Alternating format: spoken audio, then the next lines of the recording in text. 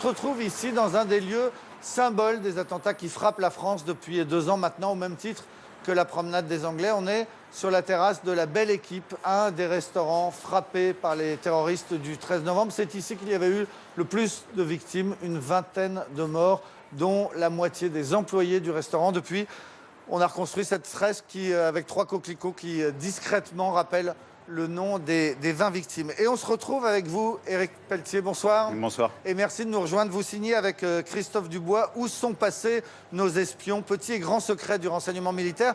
C'est une enquête sur les enquêtes de l'antiterroriste. On va en parler. Mais d'abord, un mot sur ce qu'on vient de voir ensemble, ces attentats de Nice. Est-ce que, comme moi, vous avez été frappé par le courage de ces policiers anonymes qui ont bloqué le terroriste?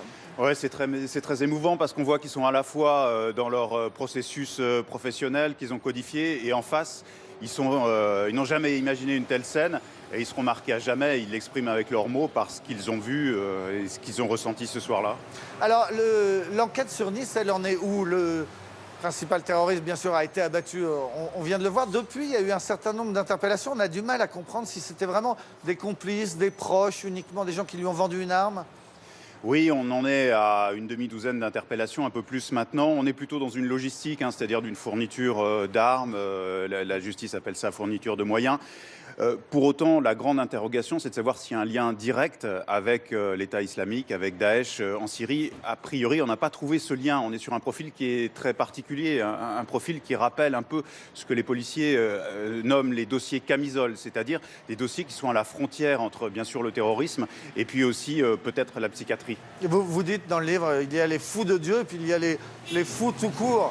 Le terroriste de Nice, il est quelque part entre les deux. Probablement, il va falloir attendre que l'enquête progresse sur ce point, mais ce qu'on connaît de sa personnalité laisse à penser qu'on est sur une personnalité borderline et qui représente à peu près 20% des profils qui apparaissent dans les dossiers terroristes français. Alors l'enquête a permis de démontrer que peut-être il y avait un deuxième projet d'attentat le 15 août suivant, donc l'attentat du 14 juillet. Le 15 août, il y aurait eu un autre projet ou alors il aurait hésité entre les deux dates? Il y a des échanges de textos qui sont assez allusifs et qui font référence à 2 dates, celle du 14 juillet, bien sûr, et puis la date du 15 août qui pourrait être un deuxième attentat, mais il va falloir encore une fois crédibiliser cette hypothèse.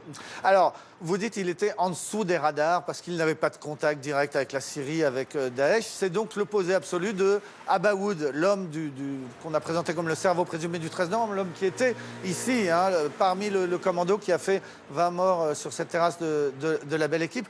Lui, plus l'enquête avance, et vous le montrez dans votre livre, plus on s'aperçoit qu'il était vraiment parfaitement identifié, ciblé. On savait à quel point il était dangereux. Oui. C'est l'inverse de Nice. Nice, on a une menace imprécise, impalpable, qui sort de nulle part et qui nous frappe. Abaoud, c'est tout le contraire. C'est-à-dire qu'on l'a très bien identifié. Les services français, notamment, l'ont bien identifié à partir de 2014 et surtout de janvier 2015. Et on sait qu'il représente une menace pour notre territoire. La preuve, les dernières notes déclassifiées de la DGSE, donc le service de renseignement extérieur français, montrent qu'au mois de septembre 2015, quelques mois avant les attentats, la DGSE envisage sa neutralisation parce que la DGSE considère que c'est une menace potentielle pour notre territoire. À l'époque, on pense qu'il est en Syrie, ça veut dire on va essayer de le bombarder à Raqqa ou ailleurs en Syrie. Oui, il faut replacer les choses dans le contexte. Abaoud, qui est une figure montante de Daesh, avec toute la propagande qui va autour, va faire finalement infléchir la politique militaire française dans la zone, au Levant, alors même que les Rafales et les Mirages ne ciblaient jusqu'à présent que l'Irak, de manière à stopper la progression djihadiste, mais ne frappait pas en Syrie pour ne pas renforcer Bachar el-Assad. Eh bien, Abaoud, cet homme à la tête d'à peu près 170 combattants, selon les notes de la DGSE, va faire infléchir cette doctrine française. Et c'est à cause d'Abaoud, à cause de la menace qu'il représente, que la France va bombarder les camps et le sanctuaire syrien de Daesh. Alors, on essaye de le tuer en Syrie, sauf qu'à ce moment-là, il est déjà en Europe. C'est ça, il y a un temps de retard. En réalité, la DGSE, en janvier 2015, à Athènes, l'a manqué de peu. Et là, la DGSE avait un temps d'avance. Quand vous dites de peu, c'est vraiment très peu. C'est une des révélations de votre livre. On était à quelques centaines de mètres de lui, prêt à l'arrêter. Il était à l'Acropole, quelque chose comme ça. Probablement, oui. Tout ça repose sur des éléments de téléphonie, on ne le voit pas. Mais en janvier 2015, il y a une grande internationale du renseignement qui se met en place, qui inclut la CIA américaine, le Mossad israélien et les Français. Et finalement, on rate Abaoud de très peu, sans doute au cœur d'Athènes, vers la place Omonia. Et là, on est à 1 kilomètre à vol d'oiseau de l'Acropole. Ouais. Donc cet homme qui a dirigé ces terribles attentats de novembre 2015, celui qui s'est passé ici même à la Belle Équipe, avait vraiment bien été identifié par les services français. On aurait peut-être pu l'arrêter, ça aurait changé l'histoire. Ça n'a pas été le cas. Ce que vous dites dans votre livre, c'est que globalement, nos services de renseignement manquent de moyens pour surveiller aujourd'hui en France tous ceux, notamment, qui rentrent de Syrie. Oui, c'est très net. On n'a pas le sentiment d'une faillite du renseignement. Enfin, si les mots ont un sens, on n'est pas dans une faillite généralisée. Il y a des arrestations régulières, il y a des surveillances, mais ces surveillances sont difficiles pour des raisons d'abord numériques. On a découvert que la DGSI, le service intérieur, pouvait surveiller en temps réel, 24/24 et physiquement, une quarantaine d'objectifs. Il faut savoir qu'il y a environ 10 500 islamistes radicaux qui sont considérés comme pouvant basculer du jour au lendemain dans une action violente. Donc, vous voyez cette disproportion, 40 d'un côté, 10 500 de l'autre. Il y a bien sûr la technique qui vient suppléer les policiers et on considère que dans le domaine du terrorisme, techniquement, technologiquement, on a en France environ un peu plus de 10 000 cibles qui sont surveillées. Et alors, c'est peut-être presque anecdotique, mais tout de même frappant. Vous révélez aussi que des radicaux, il y en a au sein même de la police ? C'est pas anecdotique, c'est marginal. C'est marginal, mais c'est révélateur d'une évolution, d'ailleurs, qui est assez représentative de ce qui se passe dans la société française. Il y a une marge infime de radicalisés, mais ils existent et la proportion a tendance à augmenter. Et c'est vrai qu'on n'a plus de sanctuaire républicain. L'armée est concernée, la police, vous l'avez rappelé, est concernée, et également la pénitentiaire. Il y a une source gouvernementale qui nous disait qu'on avait une centaine de profils radicalisés au ministère de l'Intérieur, de la Défense et de la Justice. Et qu'est-ce qu'on peut dire sur la situation d'aujourd'hui ? On sait que depuis les offensives occidentales, notamment à Mossoul, on s'attend au retour d'un certain nombre des 700 Français qui seraient dans cette région. Ils commencent déjà à arriver ? Ils commencent à arriver, ils ont des difficultés à rentrer, ça on le sait. En revanche, la grande question pour demain, et ça prendra sans doute une génération, pour régler cette question, c'est que va-t-on faire des combattants qui vont rentrer, environ 700 Français, ou francophones beaucoup plus, et puis accompagnés de 400 enfants qui soit sont partis avec leurs parents, soit sont nés sur place. Et c'est un sujet d'inquiétude. Où sont passés nos espions ? Je rappelle le titre de votre livre. Merci de nous avoir rejoints ici, donc à La Belle Équipe. La Belle Équipe dont le patron Grégory Bebenberg vient de sortir un livre sur son expérience dramatique. Une belle équipe, comment il s'est retrouvé au cœur du séisme. C'était le 13 novembre sur cette terrasse ici. C'était la dernière terrasse attaquée par ce commando dirigé par Abaoud, là où il y a eu le plus de morts, une vingtaine. Une belle équipe, donc.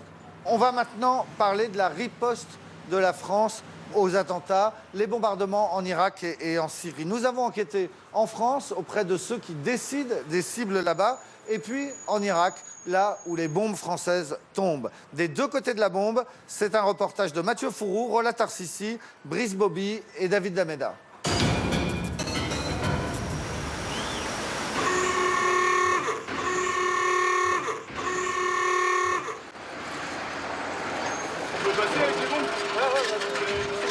Une bombe de 250 kilos s'apprête à décoller pour un aller simple, direction la Syrie ou l'Irak. Quoi sur le 21 après 21, on aura des GPU, un PKE. Le Charles de Gaulle navigue au large de Chypre depuis fin septembre. Ces dernières semaines, le rythme s'accélère pour les Rafales. Jour et nuit, les avions armés sont catapultés à 250 km/h.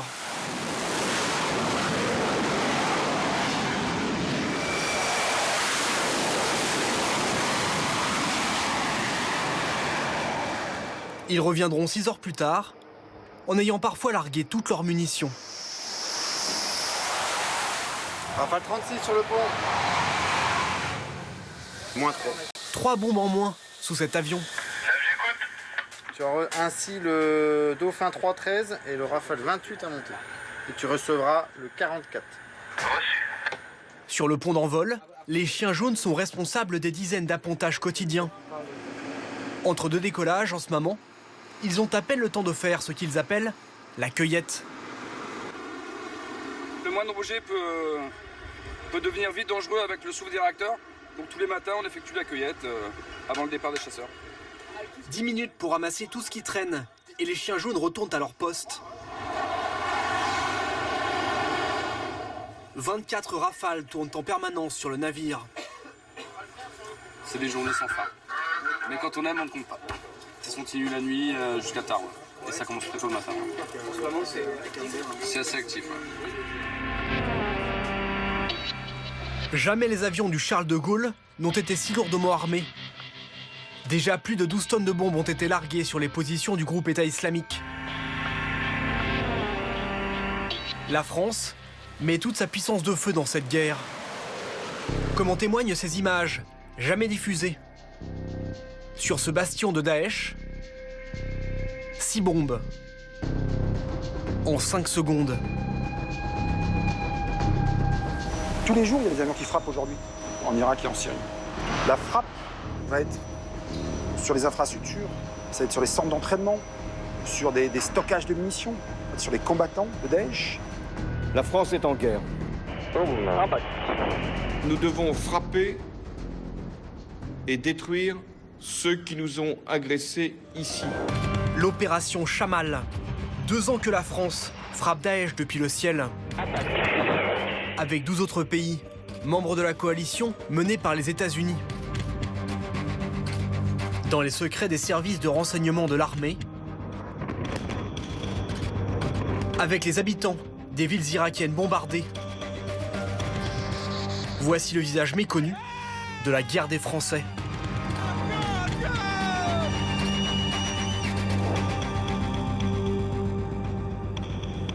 Une frappe française, ça commence souvent à des milliers de kilomètres de la Syrie. Dans un lieu tenu secret, à 1 heure de Paris, une ancienne base aérienne. À la tête de la direction du renseignement militaire, Christophe Gomard, général 4 étoiles, nous emmène dans son centre d'analyse, jamais montré à la télévision. C'est vous, c'est vous, c'est vous. C'est ici qu'atterrissent les écoutes et les images des satellites espions français. Ici, c'est les yeux de la France? Ce sont les yeux de la France, oui. Vous regardez quoi en ce moment? Beaucoup de choses. Le monde entier. En croisant des images aériennes et des renseignements collectés sur le terrain, 500 spécialistes traquent les repères des djihadistes. En ce moment, les yeux de la DRM sont braqués sur Raqqa, la ville syrienne où Daesh aurait préparé les attentats du Bataclan. Par exemple, là, nous avons une semaine de données d'observation satellite. Donc, par exemple, des positions défensives que nous allons voir ici, en rouge. Des tranchées et des lignes fortifiées, visibles du ciel. Mais le programme permet aussi de représenter toutes les communications de Daesh qui sont interceptées en rouge. Plus c'est rouge, plus la zone intéresse les renseignements français. L'idée, c'est d'aller identifier une zone qui nous intéresse en termes de recherche de renseignements. De façon à ne pas se balader partout dans tout Raqqa et d'étudier tout Raqqa. On va chercher les points où Daesh est, à partir d'où il commande, à partir d'où il vit, à partir d'où il est organisé, de façon effectivement à ce que ces endroits-là deviennent des zones de recherche très particulières et qui, postérieurement, peuvent devenir des cibles. Voilà. Et peuvent être donc frappés. La DRM a ainsi modélisé tout le fief syrien de Daesh en 3D. Les militaires peuvent même se promener dans les rues de Raqqa comme s'ils y étaient. Et surtout, identifier les bâtiments stratégiques du groupe État islamique, comme le stade de la ville. Cela fait des mois que la France espionne ce lieu, avec ses satellites et ses rafales. Les analystes cherchent à comprendre comment Daesh utilise ce bâtiment. Donc en fonction de ce qu'on voit à l'image, des différents éléments qui sont observables, on va regarder au niveau de la protection, des points d'accès, le regroupement de véhicules que nous avons ici, les entrées, la surveillance des véhicules qui sont postés au sein même du stade, au sein de la piste, et des infrastructures qui sont aussi construites. Comme ici, nous avons une cage. Ici, ils ont creusé justement au sein des tribunes du stade. Vous avez des amas de terre en fait. Et en recoupant toutes les informations que nous avons fournies, en fait, on a pu confirmer que sa vocation initiale a été détournée au profit de Daesh. On s'est rendu compte qu'ils avaient investi les lieux et qu'ils l'avaient en fait détourné pour que ça devienne une prison. Un stade prison, comme ça, pour vous, c'est quelque chose qui peut se frapper ou pas? On va pas tuer les prisonniers? Non. Donc on ne frappera pas. Certains, même s'il y a plein de gens de Daesh. Même s'il y a plein de gens de Daesh.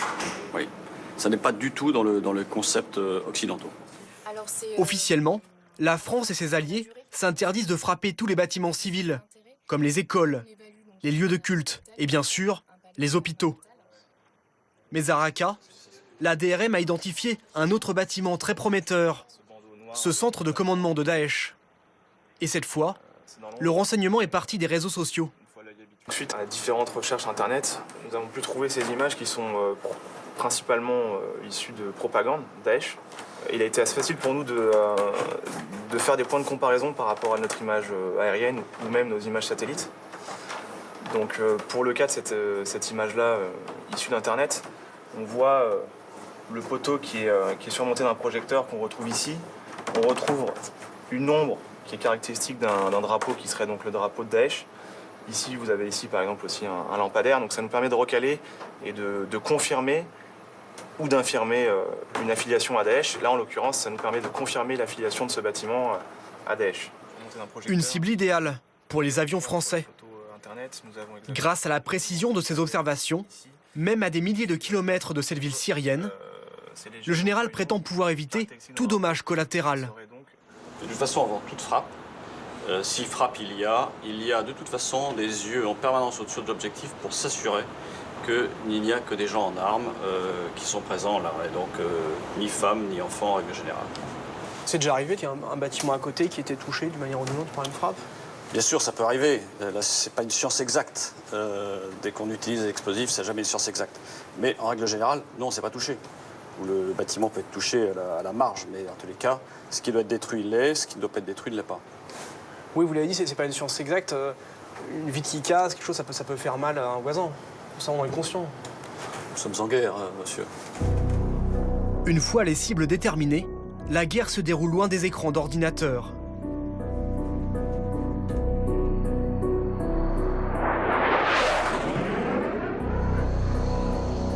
Sur cette base en Lorraine, des dizaines de pilotes qui ont bombardé les positions de Daesh. Ils ont une trentaine d'années. Sur chacun de leurs mirages, leur palmarès. Vous avez ici, là, c'est les armements qui ont été tirés par cet avion pendant sa campagne sur Chamal. Donc on voit qu'il a tiré un missile Scalp et qu'il a tiré 5 bombes guidées laser. Un missile Scalp à 850 000 € pièce. L'une des armes les plus destructrices de l'armée française. 1,3 tonne d'explosifs et d'acier, capable de réduire en cendres un bunker enterré. Mais les pilotes préfèrent insister sur une autre qualité. C'est un des armements les plus précis qu'on possède. Donc celui-là, on peut le faire entrer par la fenêtre qu'on veut et le faire péter à l'étage qu'on veut. À ce point-là? À ce point-là. Avant de tirer, les pilotes observent leur cible qu'on leur a attribuée grâce à un équipement high-tech. Cette caméra, placée sous l'avion, capable de filmer le sol, même à 6000 mètres dans les airs, et qui leur transmet une image la plus précise possible, en direct, dans le cockpit. On peut voir des détails sur le bâtiment de l'ordre du mètre, et puis on peut très bien distinguer des personnels à pied ou en véhicule léger, type mobilette, vélo ou motocyclette. Des instruments de précision et des pilotes français qui mettent en avant leur extrême prudence. On se refuse à faire quelconque dommage civil. Ça veut dire qu'avant toute frappe, on se réserve de toute façon le droit de ne pas tirer. Voilà. Donc on fait vraiment attention à ce qui se passe au moment où on arrive sur zone et on ne tire que si on est sûr à 100% qu'on ne frappera que l'ennemi. Juste après les attentats du 13 novembre, ces deux commandants ont été parmi les premiers à frapper. Depuis cette base, en Jordanie. C'est nous au décollage quand on a décollé pour le raid post-attentat. Le 15 novembre 2015, 10 chasseurs français décollent dans la nuit pour Raqqa, en Syrie. Au cœur du fief djihadiste, ils larguent des dizaines de bombes qui pulvérisent un centre d'entraînement, un dépôt d'armes et un poste de commandement. Attaque.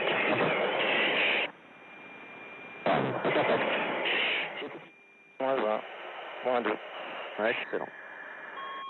Flash. Le rythme s'est bien accéléré notamment pendant une petite semaine là, suite aux attentats, pour riposter fermement à ce qui s'était passé en France. Depuis les attentats, la France n'a jamais cessé de frapper, comme ici en mars 2016, sur la ville irakienne de Qayara. Ça, c'est typiquement une frappe telle qu'on peut les faire tous les jours là-bas. Là, on voit clairement l'objectif, c'est un bâtiment en forme de L, touché par la bombe à ce moment-là. Il faut combien de passages pour détruire un bâtiment de djihadistes? Un seul passage suffit. Un passage, une bombe. Et un bâtiment détruit.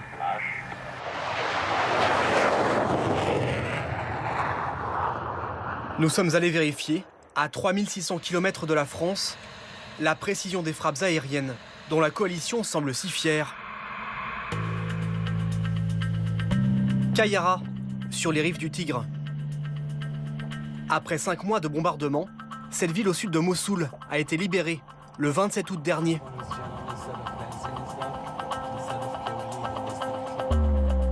Au sol, de l'autre côté des bombes, les Irakiens et les Syriens ont une idée très concrète de ce que représente une frappe aérienne. 191 frappes reconnues par la coalition, sans compter les tirs de l'armée irakienne.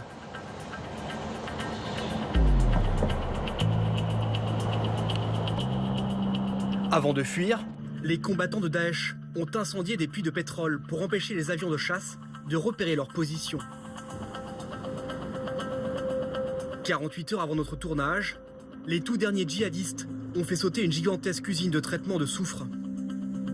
Depuis, la ville est recouverte d'un épais nuage de fumée toxique.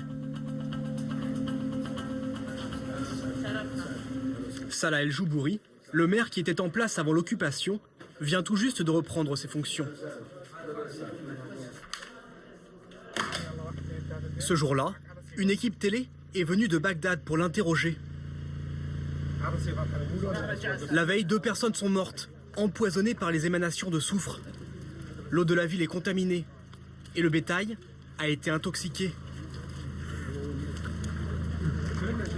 Malgré tout, la vie semble reprendre son cours à Qayara.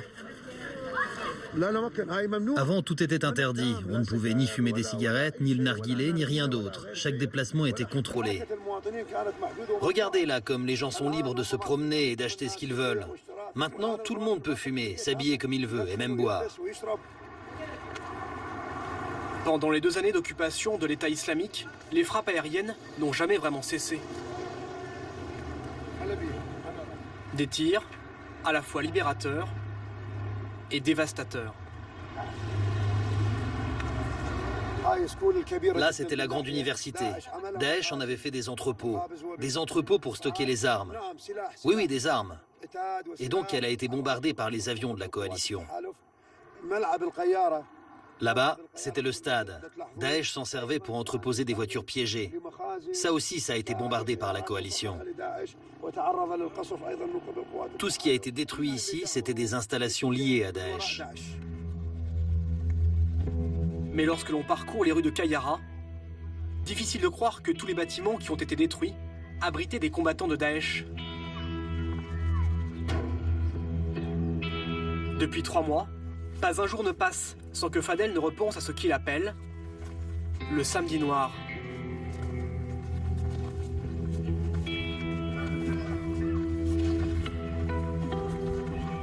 C'était le 13 août 2016, à l'heure de la prière du soir. Il y a eu ce bombardement ici. Il y avait un bureau de Daesh. À gauche, une maison occupée par le groupe État islamique. Et juste à côté, ce qui reste de celle de son frère.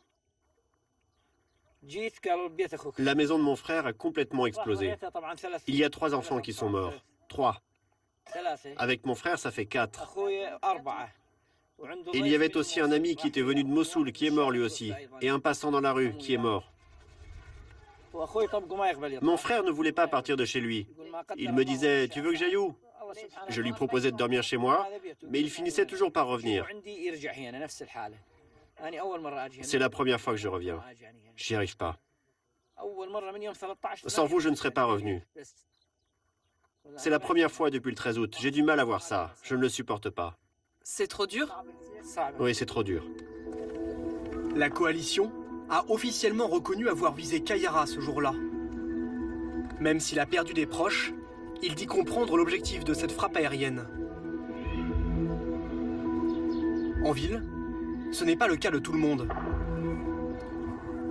L'un des bombardements les plus meurtriers de Qayyarah a eu lieu juste ici, en face de la maison d'Ahmed. Là, il y avait une mosquée. C'était le 1er décembre 2015. Ces images ont été diffusées par la chaîne de propagande de Daesh, quelques heures à peine après la frappe. Un homme, un djihadiste selon les témoins que nous avons rencontrés, prend la parole. Que tout le monde regarde la maison de Dieu, cette mosquée. Ici, il n'y avait que des croyants, aucun combattant. C'est la preuve qu'ils visent les musulmans.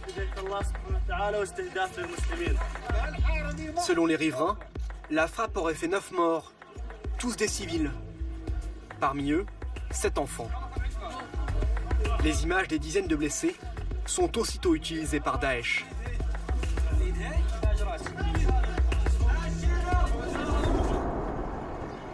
L'ancien lieu de culte a été déblayé. Aujourd'hui, ce n'est plus qu'un terrain vague. Là, c'était l'entrée de la mosquée, et c'est là-bas que l'imam se mettait pour prier. Ici, il y avait les lavabos, dans lesquels on se lavait les mains pour se purifier avant de prier. Les habitants de ce quartier résidentiel cherchent encore à comprendre le but de cette frappe. Ici, c'était le seul quartier où il n'y avait personne de Daesh. Et parmi tous ceux qui sont morts, il n'y avait pas de combattants de Daesh. C'était surtout des enfants. Il y avait 2 personnes âgées, un homme et une femme, et les autres, c'était des enfants. La maison d'Ahmed a été en partie détruite par le bombardement. Depuis, le jeune homme a reconstruit comme il a pu, avec l'aide de quelques voisins. Au-dessus de nos têtes, là, il y avait un toit. Il a été arraché par la frappe. En fait, les blocs de pierre de la mosquée ont été projetés jusqu'ici dans le jardin.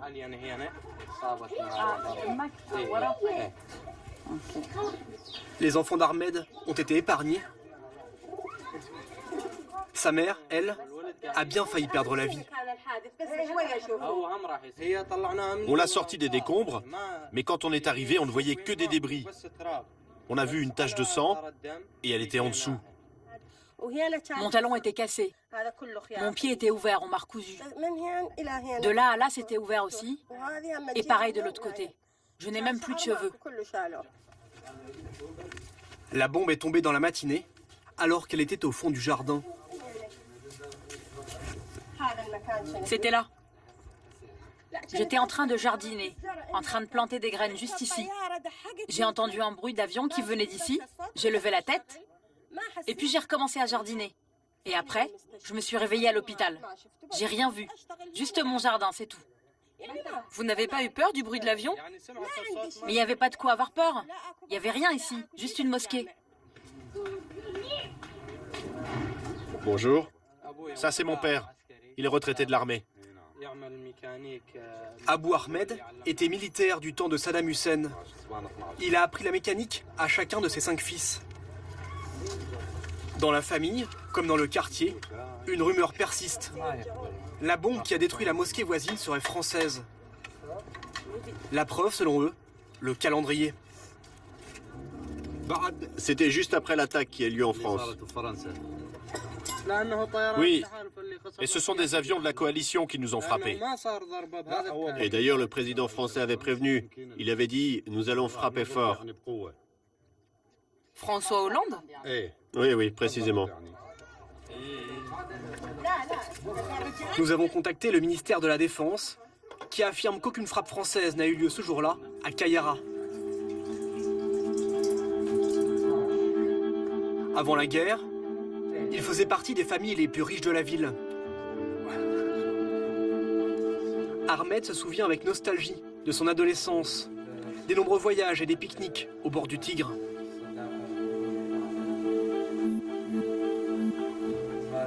Sur cette photo, on était 4. C'était juste avant la naissance de mon dernier frère. Là, on est au parc d'attractions de Mossoul. Mon frère Abdallah et moi, on était à l'école, et dès qu'on passait dans la classe supérieure, nos parents nous emmenaient en voyage. Et ils nous offraient des cadeaux, des jouets. Ce sont de bons souvenirs? irremplaçable. Aujourd'hui, la famille vit dans un confort très sommaire. L'ancienne cuisine a été entièrement détruite. Asma utilise désormais cet ancien débarras.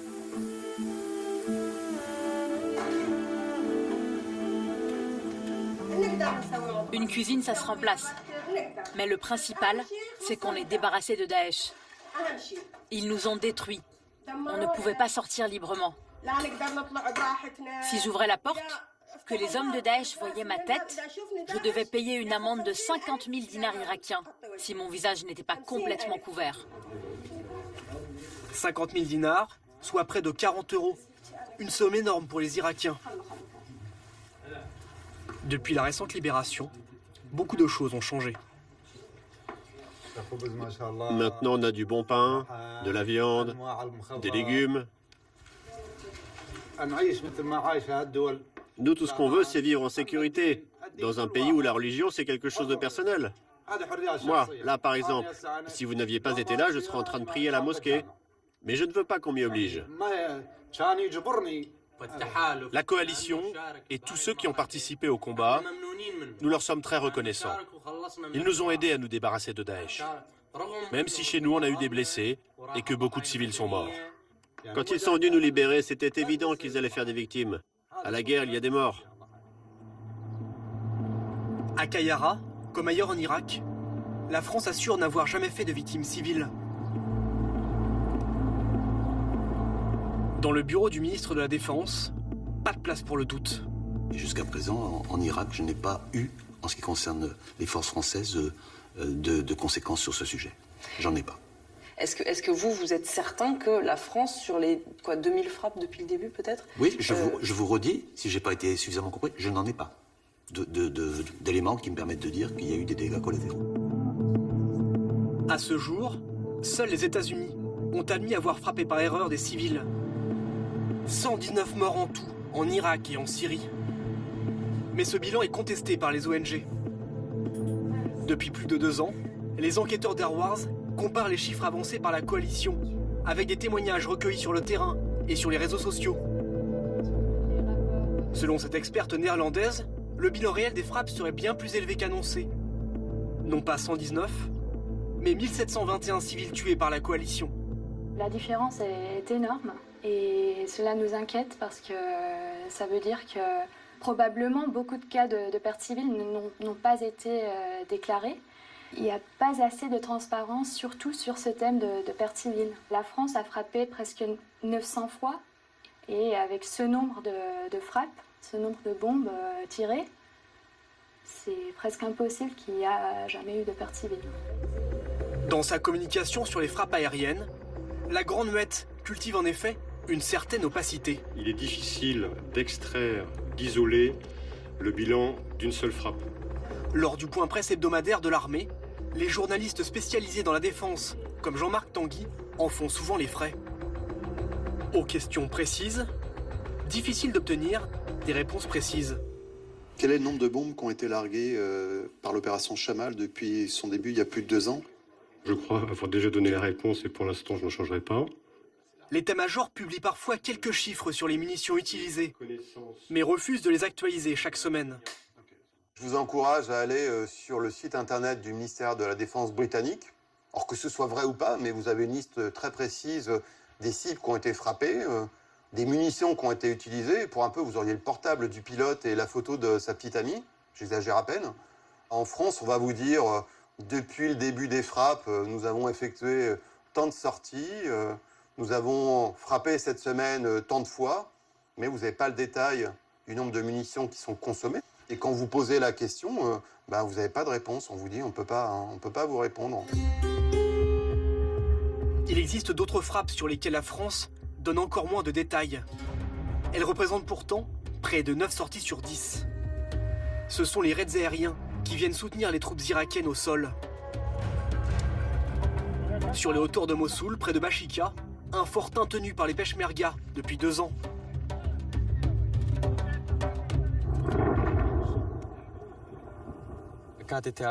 À chaque fois qu'on voit une frappe comme celle-là, On pousse des cris de joie. D'ailleurs, les avions français sont toujours très précis. Avant la guerre, Aziz était ouvrier. Avec 15 autres soldats, il se relaie nuit et jour pour défendre ce poste avancé contre les offensives de l'État islamique, installé dans cette ville, en contrebas. La nuit tombe, Mossoul s'illumine. Les djihadistes sont tout proches, à portée de talkie-walkie. Les Peshmerga ont appris à écouter ces conversations. Numéro 16, est-ce que tu m'entends? Il est loin de toi? Est-ce qu'il est à ta portée? Non, il est trop loin. Mais si Dieu le veut, je vais l'atteindre. Grâce à ces écoutes clandestines, Mohammad, le commandant de l'unité, a réussi à jouer un mauvais tour à Daesh il y a quelques mois. Il en rigole encore. Cette nuit-là, il avait entendu les djihadistes préparer à la radio une attaque contre son fortin. On les entendait dire « On part au paradis, mes frères.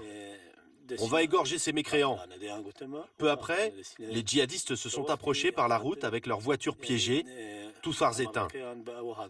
Quand j'ai vu ça, j'ai prévenu tout de suite le centre de la coalition. Un avion est arrivé, très vite, par là. Et il a frappé leur blindé avec un missile. Ils ont détruit les voitures. Tous les membres du commando ont été tués. Il ne restait plus rien de Daesh. Pour libérer Mossoul, les Kurdes et les Irakiens peuvent compter sur les avions de la coalition, mais pas seulement.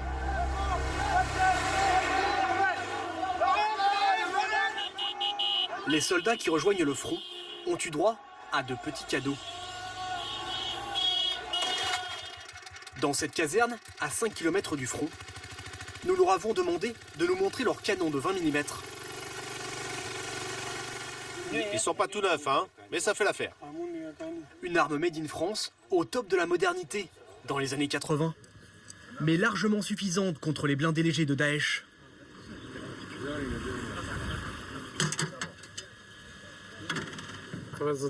Ça, ce sont des balles transperçantes. C'est le top. Ça te soulève un 4x4, tellement c'est puissant. Avant, on n'avait pas d'armes contre les véhicules blindés. C'était l'enfer. Maintenant, au combat, quand on se fait charger par une voiture piégée, on peut enfin se défendre. Des canons, les milliers de munitions qui vont avec, mais aussi des mitrailleuses et des lunettes de visée nocturne. Pour aider les Peshmerga dans leur combat, la France les a aussi entraînés à utiliser des lance-missiles. L'armée a envoyé des formateurs directement sur le terrain. La formation française était super, ça a duré 1 mois. On a leur numéro et quand on a une panne, on téléphone aux Français, ils viennent très vite ici et ils réparent le matériel. On est bien content que la France nous aide. Nous les Kurdes, on peut quand même pas gagner la guerre tout seul. En Irak, les soldats français ne se contentent pas de faire du service après-vente. Des unités combattantes seraient engagées ici, sur le terrain. Un tabou pour le ministère de la Défense. Mais un général Peshmerga va nous le confirmer. Retour sur la ligne de front, à 15 km de Mossoul, avec les hommes de Muzaffar Mohammad. En face de nous, un petit village toujours aux mains des djihadistes. Au loin, le bruit des bombardements. Une frappe, presque tous les quarts d'heure. Regardez, là il y a un avion qui vient de frapper. Un avion? Un tir aérien. Un avion d'où? Un avion de la coalition. Il peut être français, anglais, américain.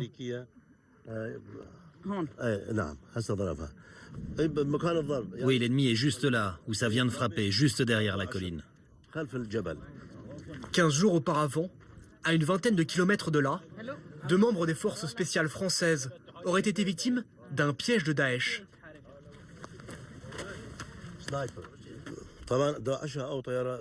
Daesh a trafiqué un drone du côté d'Aski Mossoul.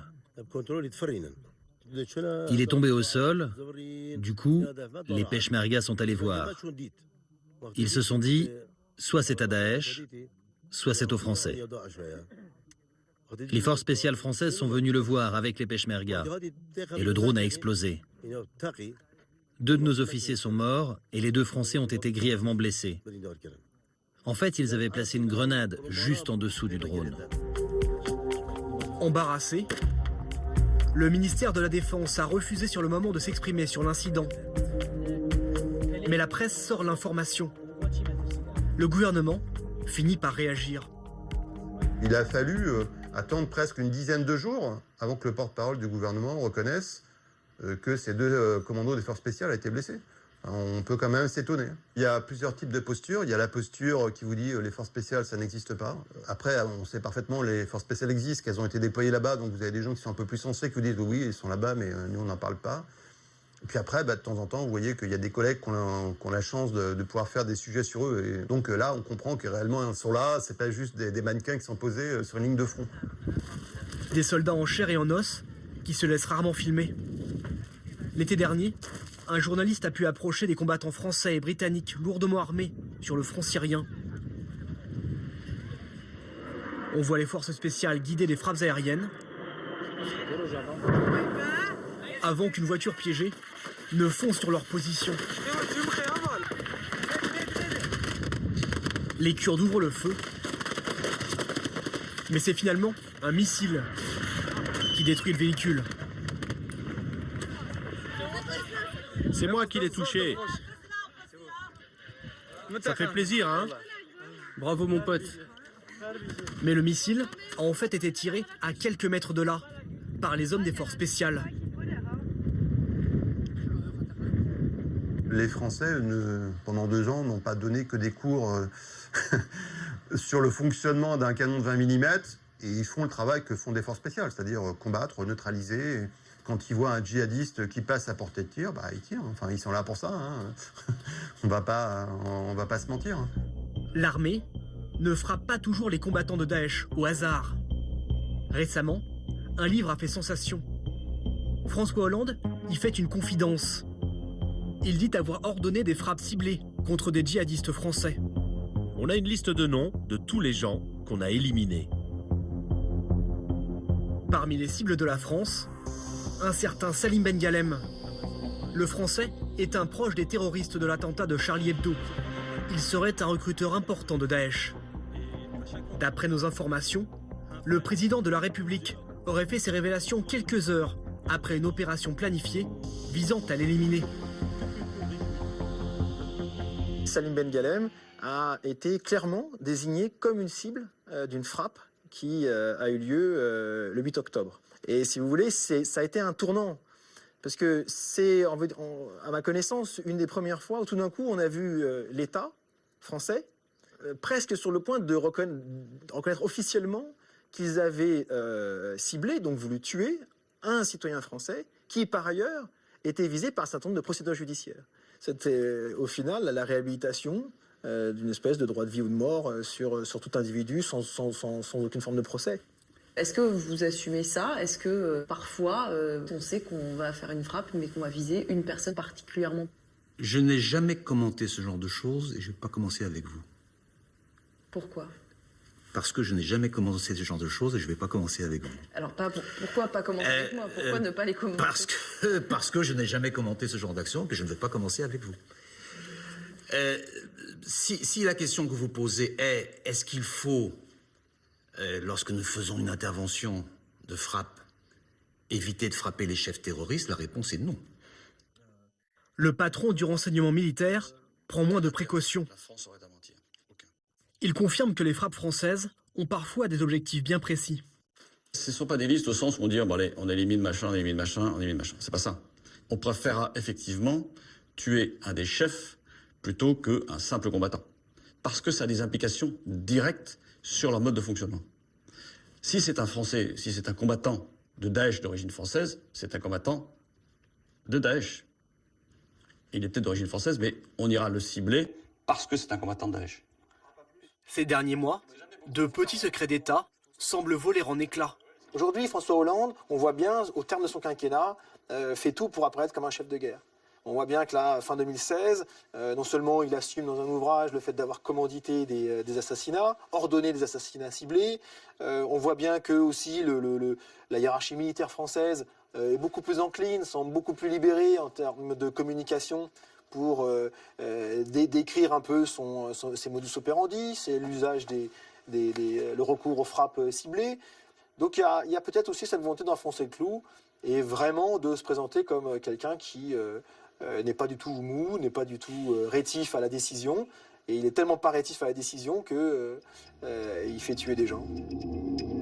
Salim Ben Ghalem aurait finalement survécu au raid qui le visait. En Irak et en Syrie, les frappes françaises se poursuivent, jusqu'à 50 par semaine. Depuis que la bataille pour libérer Mossoul a débuté, 150 000 civils ont fui les combats et les bombardements.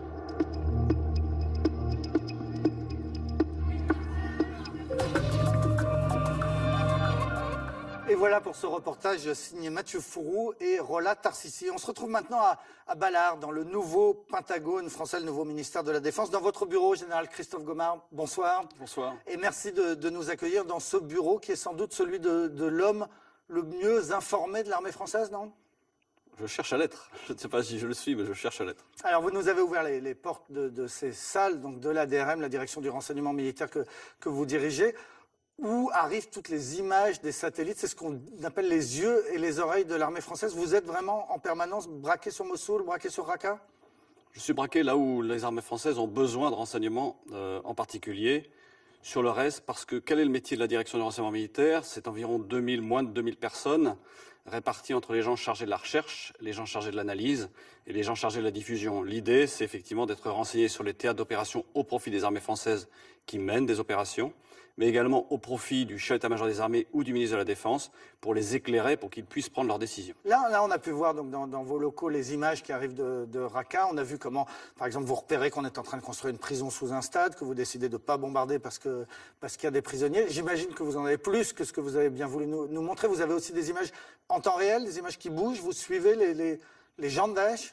Alors, comment ça se passe, le renseignement? Le renseignement, vous avez plusieurs capteurs, différents types de capteurs. Ça va du satellite d'observation, ça va au satellite d'interception, ça va aux avions équipés de boules optroniques ou de boules des caméras qui permettent d'observer, et vous avez les drones qui volent plus longtemps. Parce qu'en fait, le vrai problème pour suivre des gens, comme vous le dites, c'est d'avoir une capacité à tenir en l'air pour pouvoir suivre des gens.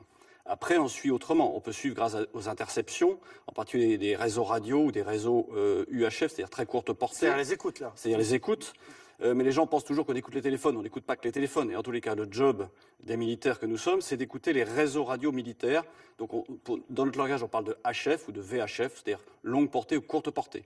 Et puis également, on peut suivre par d'autres moyens sur l'Internet, en source ouverte, ou grâce à des sources humaines. Alors, une question qu'on se pose et qui est vraiment dans l'actualité en ce moment, c'est est-ce que vous identifiez des chefs de Daesh? À Saint-Étienne-du-Rouvray, on sait maintenant qu'il y a un djihadiste français qui est sans doute en Syrie, qui est sans doute à Raqqa, qui s'appelle Rachid Kassim, qui a ordonné l'assassinat du prêtre, l'assassinat des 2 policiers à Magnanville. Ce serait logique que vous soyez en train de le chercher et de chercher à le tuer, non? C'est logique surtout qu'on cherche à réduire les capacités de Daesh. À réduire les capacités de ces barbares. Parce que Daesh, c'est quoi? Daesh, c'est des crucifixions, ce sont des exécutions publiques, ce sont des mains coupées, des pieds coupés, ce sont des enfants accrochés sur le toit des voitures pour pas que les voitures soient bombardées. Ce sont des choses comme ça, Daesh. Daesh, ce sont vraiment des barbares. Donc Rachid Kassim, s'il fait partie des chefs de l'organigramme de Daesh, oui, il fera partie un jour des gens qui ont été tués. Mais on ne le vise pas parce qu'il est français, on le vise parce que c'est un combattant de Daesh qui a pris les armes contre la France sous la bannière de Daesh. Alors, il y a la grande bataille de Mossoul qui est en cours, ça fait 3 mois maintenant. Pour la première fois dimanche sur France 2, on a pu voir des images des forces spéciales françaises qui aident, qui appuient les forces irakiennes. On en regarde un extrait. Nous sommes aux portes de Mossoul. Les forces irakiennes de contre-terrorisme investissent un quartier repris à Daesh. Cette opération, ils la mènent avec les forces spéciales françaises. Ils vont s'enfoncer dans les ruines potentiellement minées à la recherche du moindre indice pour comprendre le fonctionnement, les techniques des djihadistes. Quand tu vois que c'est trop encombré, je passe devant. Un fidèle qui part à gauche, qui part à droite. Le premier à passer, c'est Julien, spécialiste en explosifs et déminage. Victor évolue derrière lui. Rien ne lui échappe. Le détonateur, c'est très intéressant parce que c'est indispensable pour pouvoir faire des pièges et utiliser de l'explosif. Les pièces sont encombrées. Le danger est partout. Autre signe de la présence de Daesh, ces 2 obus de mortier. Et d'autres objets plus surprenants. Les épargnes. Une sacoche peut être laissée par un djihadiste français. Le tunnel descend à peu près à 4-5 mètres de profondeur, ça part sur la gauche. Ouais. Ils évoluent dans un labyrinthe de tunnels, de maisons éventrées. Les hommes du groupe État islamique pouvaient ici se déplacer dans tout le quartier sans être localisés. Le parcours est fléché et des indications précises inscrites sur les murs. Là, c'est marqué « Attention aux avions ». Ça veut dire que les avions de chasse de la coalition survolaient cet endroit. Les commandos français prennent la route vers la frontière syrienne. Nous ne pouvons pas filmer le convoi ni donner le nombre de militaires engagés. Ils vont opérer secrètement quelque part sur l'axe Raqqa-Mossoul, une route très empruntée par Daesh. Hello. Les Français sont déjà venus ici. Ils aident l'armée irakienne, mais aussi les Peshmerga kurdes. Avec les Kurdes, ils font un premier point sur la situation. Elle n'est pas bonne. Ça fait 3 jours que Daesh nous tire dessus avec des mortiers. Du coup, on arrive au bon moment alors pour pouvoir les aider à combattre Daesh. Les Peshmerga, les combattants kurdes, ont installé ici leur poste d'observation. En quelques heures, 9 obus ont fini leur course ici, à moins de 100 mètres de leur casemate. On se met en place dans la maison. Alors que Kylian s'installe, quelques tirs retentissent. Voir d'où ça vient les tirs là pour commencer à travailler. Voilà, donc ils harcèlent le soir, c'est habituel. Là, c'est les horaires de travail de Daesh. Sur le toit, les forces spéciales installent leurs armes pour riposter en cas d'attaque. Ils déploient aussi tout leur système de surveillance. On essaye de voir la menace avant qu'elle nous voie, de préférence. Pour les soldats de l'ombre, la nuit n'est pas un problème. Les caméras thermiques permettent une vision très précise. Sur ce type de village, normalement, il n'y a plus d'activité civile. D'après les Peshmerga, il n'y a qu'une activité de nuit. Donc c'est-à-dire que si on repère des bâtiments où il y a de l'activité de nuit, des taches de chaleur, des véhicules, et ben on sait que c'est des activités combattantes. Au petit matin, les forces spéciales préparent leurs drones d'observation. C'est le meilleur moyen pour localiser les combattants de Daesh. Il vole à plus de 1000 mètres d'altitude et est pratiquement indétectable. Ok, vol stable, antenne déployée. Voilà, image assez rare, donc tournée par les équipes de Dorothée Lyrique et diffusée dimanche dernier par France 2. On en est où à Mossoul? Je le disais, 3 mois que cette bataille a commencé. Visiblement, en ce moment même, ça progresse? Ça progresse évidemment. Vous comprendrez que je ne puisse pas tout vous dire parce que derrière, il y a... C'est le principe, hein. En venant vous interviewer, on savait que vous ne diriez pas tout. Mais oui, je peux vous dire que ça progresse, que la rive est du Tigre est pratiquement conquise par les forces de sécurité irakiennes, ce qu'on appelle les FSI, et également par les Peshmerga. Le combat en ville, le combat urbain est un combat long et difficile. L'ennemi, l'adversaire Daesh, a eu le temps de s'y préparer, à creuser des tunnels, à créer des pièges absolument partout. Ce que l'on peut voir, c'est qu'il utilise beaucoup moins aujourd'hui de véhicules suicides. Preuve que soit il en a moins, soit il a moins le temps d'en construire. Mais en tous les cas, oui, la rive Est est pratiquement conquise, ce qui va être difficile et long. Mais ça, le ministre de la Défense l'a bien annoncé, le chef d'état-major des armées également. La conquête de la rive ouest va être également longue et sans doute coûteuse en vie humaine, malheureusement. Mais nous sommes en guerre, comme je vous l'ai déjà dit. Alors, Mossoul, il faut expliquer, hein, c'est une très grande ville, c'est presque la taille de Lyon, hein, c'est 1 million d'habitants. C'est 1 500 000 habitants. Et alors, parallèlement, hier, mercredi, le président de la République, au cours d'un conseil de défense, a dit le prochain objectif, il faudra un jour libérer Raqqa en Syrie. Ce sera la prochaine grande bataille ? Ce dont il faut se rappeler, c'est que Mossoul et Raqqa sont les 2 capitales de l'État islamique au Levant. Et qu'effectivement, ce sont 2 villes un peu symboliques à partir desquelles ont été menées les attaques, à partir desquelles ont été réfléchies et menées les attaques contre la France en particulier. Donc oui, c'est un objectif, Raqqa est un objectif. Après Mossoul, pour l'instant, la coalition est fixée sur Mossoul. L'objectif suivant sera Raqqa. Merci beaucoup, Général Christophe Gomard, donc patron de la DRM, la Direction du Renseignement Militaire, ancien patron du COS, le commandement des forces spéciales, ancien patron du 13e RDP, c'est un des régiments les plus opérationnels, les plus secrets de l'armée française. Merci de nous avoir reçus ici dans votre bureau. Et voilà pour ce 359e numéro de Complément d'enquête. Merci à ceux qui m'ont aidé à le préparer. Thomas Auro, Clément Castex et Joël Bruandé à la rédaction en chef, Caroline Durand à la préparation des plateaux, Philippe Lallemand à leur réalisation. On se retrouve le 9 février pour une émission sur la guerre des sexes. Très bonne soirée sur France 2. Tout de suite, dans Au clair de la lune, Didon et Aîné, le chef-d'œuvre de l'art lyrique signé Henri Purcell.